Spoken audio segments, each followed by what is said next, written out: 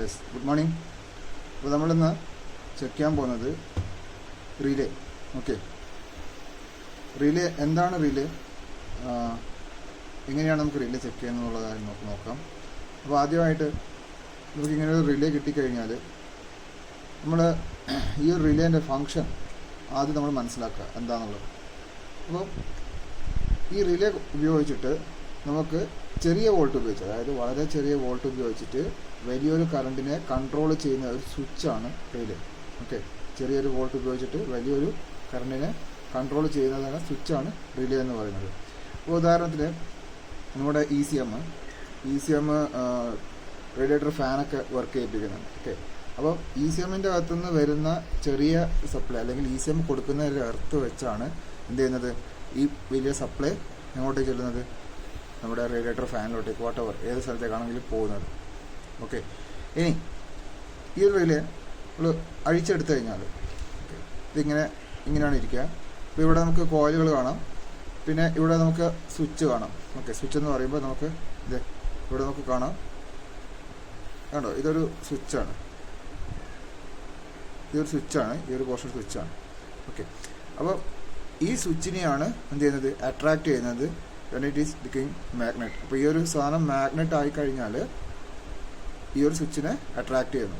അങ്ങനെയാണ് നമുക്ക് എന്ത് ചെയ്യുന്നത്, സപ്ലൈ കൺസ്യൂമറിലേക്ക് പോകുന്നത്. ക്ലിയർ ആണോ?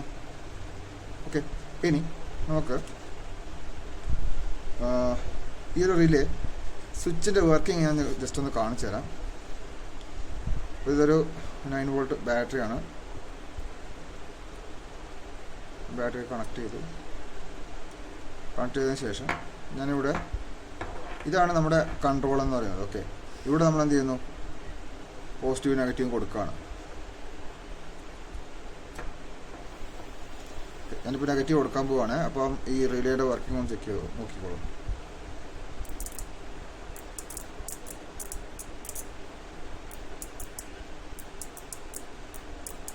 ഓക്കെ, ഇങ്ങനെയാണ് റിലേ വർക്ക് ചെയ്യുന്നത്. ഓക്കെ,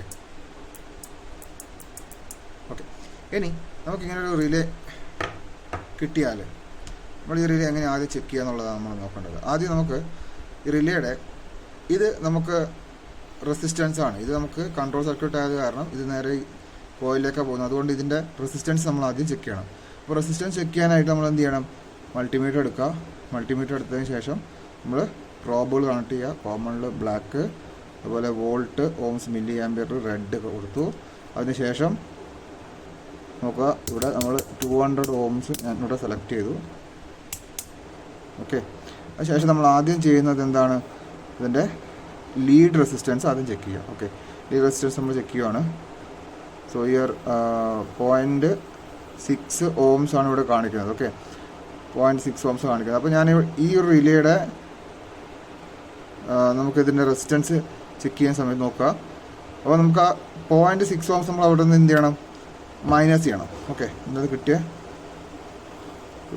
റിലേയുടെ നമ്മുടെ പ്രോബ് കൈ വെച്ച് പിടിക്കുക സ്റ്റോപ്പർ വരെ. ശേഷം എന്ത് ചെയ്യുക, റെസിസ്റ്റൻസ് ചെക്ക് ചെയ്യുക. ഇപ്പോൾ 96.5 ഓംസ് ആണ് നമുക്കിവിടെ കിട്ടിയേക്കുന്നത്. ഓക്കെ, അപ്പോൾ 96.5 ഓം എന്ന് പറയുമ്പോൾ അതിൻ്റെ അകത്തുനിന്ന് 0.6 നമുക്ക് കുറച്ച് കഴിഞ്ഞാൽ 95.9 ഓംസ് ആണ് നമുക്ക് ഈ കിട്ടുന്ന ആക്ച്വൽ റെസിസ്റ്റൻസ് എന്ന് പറയുന്നത്. ഓക്കെ, റിലേയുടെ. അപ്പോൾ ഇത് ഏകദേശം ഓക്കെയാണ്. വെക്കാം. ഇനി നമ്മൾ അടുത്ത് ചെക്ക് ചെയ്യേണ്ടതെന്ന് വെച്ച് കഴിഞ്ഞാൽ ഈ സ്വിച്ച് നമുക്ക് ഇവിടെ സപ്ലൈ വരുന്ന സമയത്ത് മാത്രമാണ് ഈ സ്വിച്ചുമായിട്ട് കോൺടാക്റ്റ് വരേണ്ടത്. അപ്പോൾ ഞാനിവിടെ ജസ്റ്റ് ഇന്ന് റെസിസ്റ്റൻസ് ചെക്ക് ചെയ്യുകയാണ്. റെസിസ്റ്റൻസ് ചെക്ക് ചെയ്യുന്ന സമയത്ത് നമുക്ക് എന്ത് ചെയ്യില്ല, റെസിസ്റ്റൻസ് കാണിക്കുന്നില്ല. ഓക്കെ, ഇത് കണ്ടിന്യൂറ്റി മോഡിലേക്ക് ഇട്ടുതരാം. കണ്ടിന്യൂറ്റി മോഡിലേക്ക് ഇട്ടിട്ട് നോക്കുന്ന സമയത്ത് നമുക്കുള്ളൂ ഇതൊക്കെ സൗണ്ട് ആക്കാം. ഇവിടെ നമുക്ക് ചെക്ക് ചെയ്യുന്ന സമയത്ത് എന്തില്ല, ഈ സ്വിച്ചിൽ കണ്ടിന്യൂറ്റി ഇല്ല. സോ ഇങ്ങനെ നോക്കുന്ന സമയത്ത് ഈ രണ്ട് ചെക്കിലും റിലേ ഓക്കെയാണ്.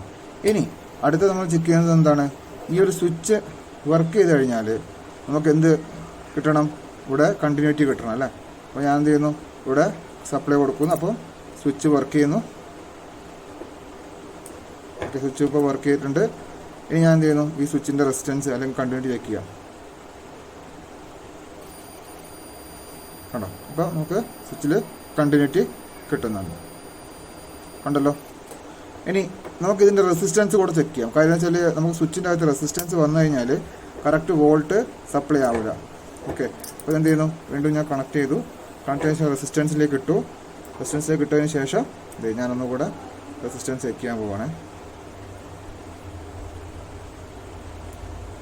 ഇവിടെ നോക്കിയാൽ നമുക്ക് 0.6 ohms, അതായത് നമ്മൾ നേരത്തെയുള്ള പ്രോബ് റെസിസ്റ്റൻസ് മാത്രമാണ് നമുക്കിവിടെ കിട്ടുന്നത്. അതായത് ഇവിടെ റെസിസ്റ്റൻസ് 0 ആണ്, റെസിസ്റ്റൻസ് ഇല്ല എന്ന് പറയാം. അപ്പോൾ ഈ റിലേ നല്ലതാണ് അല്ലെങ്കിൽ ഗുഡ് ആണെന്നുള്ള കാര്യം നമുക്ക് ഉറപ്പിക്കാം.